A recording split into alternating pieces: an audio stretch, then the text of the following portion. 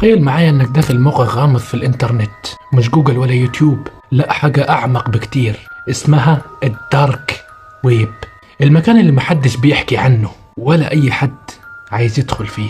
وفجأة تلاقي فيديو مشفر عنوانه بسيط جدا: الارنب السيء.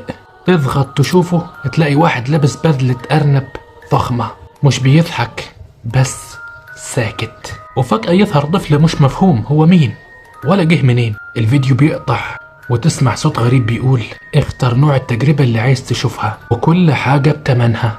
ايه ده؟ المكان اللي انا دخلت فيه، وازاي في بشر بتدفع فلوس عشان تشوف النوع ده من المحتوى؟ مين الشخص اللي ورا القناع؟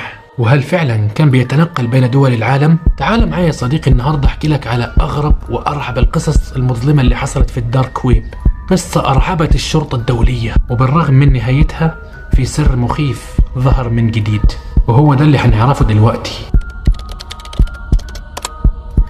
الصورة اللي قدامك دي مش صورة عادية، دي مرتبطة بأكثر القصص المرعبة اللي ظهرت على الانترنت المظلم أو الدارك ويب. صاحب الشخصية دي اشتهر باسم الأرنب السيء، وكان بيدعي انه أمريكي عمره 63 سنة. من غير ما ندخل في تفاصيل مرعبة ممكن تضر بعض الناس، الشخصية دي كانت معروفة في دوائر غامضة في الدارك ويب. يعني تخيل في كل مرة بيظهر في فيديو جديد والطفل اللي معاه يكتشفوا بعد كده انه مفقود من دولة بعيدة. الغريب ان الشخص ده ما كانش بيتصرف لوحده، لا، الشخص ده كان بيعرض فيديوهات قصيرة لأشخاص معينين على الديب ويب، واللي بيتفرج على الفيديو ده كان بيطلب منه ينفذ سيناريو معين مقابل مبلغ كبير جدا من المال.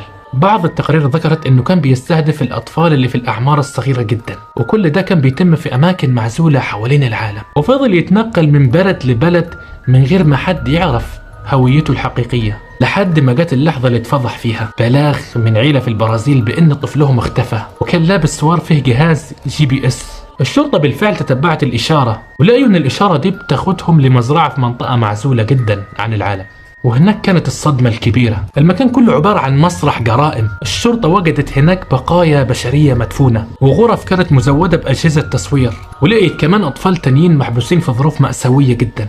ولما اقتحموا المكان أخيرا قبضوا على الأرنب السيء. بعد التحقيق مع الأرنب السيء اعترف انه معاه شبكة ضخمة بتعاونه في دول مختلفة من العالم، وانه بيتنقل من دولة للتانية عشان محدش يقدر يوصل له. وتم تسليمه للسلطات وتم الحكم عليه بأقصى العقوبات في البرازيل. وبكده انتهت واحدة من أبشع القصص اللي كانت على الانترنت المظلم. لكن القصة ما انتهتش لحد هنا. من فترة بسيطة الصحف بقت بتنشر عن ظهور شخصية غامضة بترعب الناس في منطقة معينة في أمريكا. شخص لابس زي أرنب وبيظهر في وقت متأخر من الليل على جسر، وأي حد بيقرب منه بيستهدفه بطريقة بشعة جدا. ومع